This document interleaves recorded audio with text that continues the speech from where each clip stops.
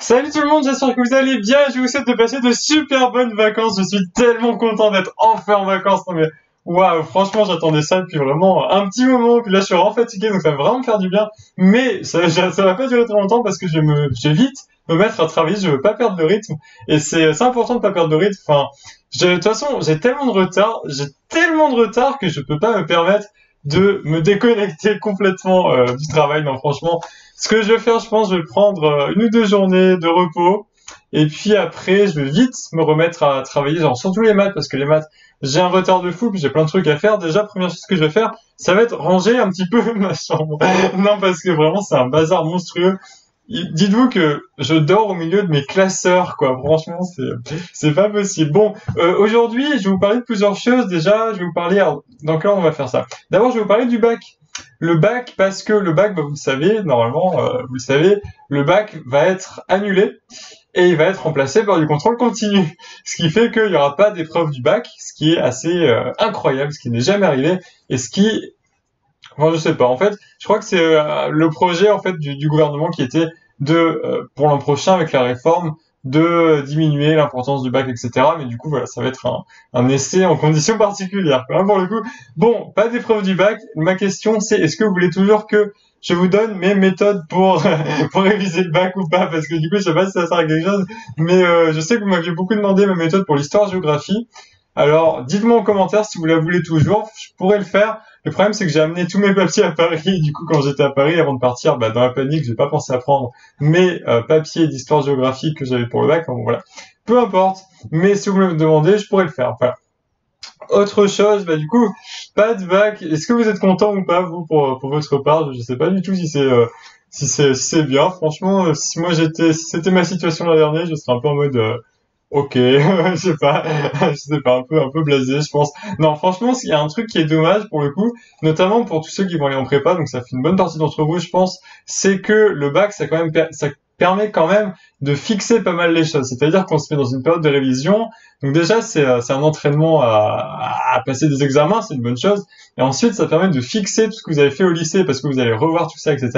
Et du coup, normalement, un examen comme le bac, ça permet de savoir tout à un instant T, et ça, vous l'avez retenu, enfin, plus ou moins. Après, évidemment, il y a des différences assez larges, mais pour le coup, je pense que c'est quand même bien d'avoir cette période de révision qui est importante pour la suite. C'est pour ça que je vous propose, pour les plus motivés d'entre vous, non, franchement, je pense que c'est un truc bien de vous entraîner à faire un bac, genre le bac qu'on a eu l'an dernier ou des bacs d'avant, histoire de vous mettre vraiment dans une perspective d'épreuve, c'est-à-dire de tout réviser, de se dire bon bah là je tire le sujet. Bon après ça demande beaucoup de discipline personnelle, hein, ça c'est sûr, mais de se dire bon voilà je tire le sujet puis je fais avec ce que j'ai dans ma tête et j'essaie de voilà avec le rythme aussi qui va avec. Voilà, c'est vraiment dommage que vous ayez pas cette expérience cette année parce que c'est vraiment super formateur. Et c'est super dommage, voilà, vraiment, je suis désolé pour vous, c'est dur, mais bon, voilà. Dites-moi ce que vous en pensez, en tout cas, dites-moi si vous voulez quand même savoir mes méthodes, etc. Bon, qu'est-ce que j'ai fait aujourd'hui? Alors déjà, oui, alors, non, commençons par qu'est-ce que je vais faire pendant ces vacances.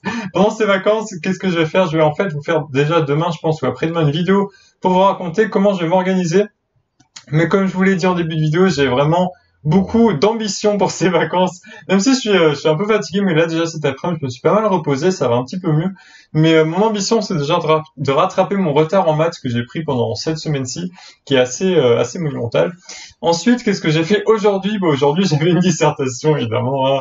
Dissertation d'économie. C'était vraiment très intéressant, sujet sur les crises. Le sujet était le suivant. Les crises économiques ne sont-elles qu'un recommencement? Les crises économiques ne sont-elles qu'un recommencement? Voilà, c'était ça le sujet.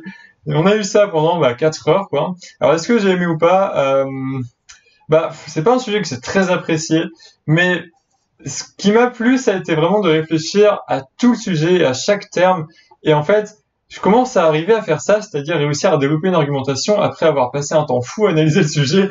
Il faut juste que j'arrive à réduire ce temps d'analyse, que je sois plus efficace, que je perde moins de temps, mais ça me plaît vraiment d'analyser chaque mot. Et en fait, moi, pour ma part, dans recommencement, les crises économiques ne sont-elles qu'un recommencement?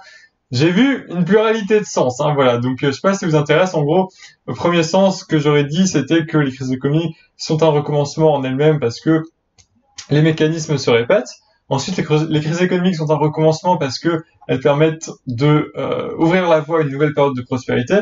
Ensuite, elles sont un recommencement parce que elles sont un recommencement d'un système économique plus large, d'un mode en fait, d'un régime d'accumulation du capital en fait. Mais ça, c'est vraiment les théories régulationnistes. Je pense que vous connaissez. Si vous êtes en prépa, voilà, c'est intéressant, ça m'a plu. J'ai bien aimé faire ça, mais c'était quand même un peu difficile quoi, parce qu'un samedi de vacances, quand on n'est pas trop motivé pour disserter, en plus sur ordinateur, moi j'ai du mal en fait à disserter sur ordinateur, c'est chaud. Enfin, genre j'ai moins d'inspi pour écrire, je suis moins dedans, j'ai moins de trucs, enfin, je sais pas. Voilà, il y a plein de trucs qui manquent, mais bon, à la rigueur, peu importe.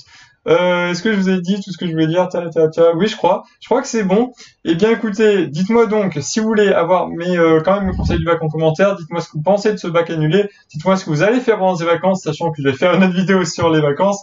Et c'est tout. J'espère donc que vous passez une bonne journée. Moi, je vais continuer. Déjà, je vais ranger mes affaires et puis je vais lire un petit peu des livres parce que vous savez, comme je vous l'ai dit dans la dernière vidéo, que j'ai beaucoup d'ambition de lecture. Voilà. J'espère que vous allez bien, que vous passez une bonne journée, que vous avez passé de super vacances. On se dit à très bientôt. Salut!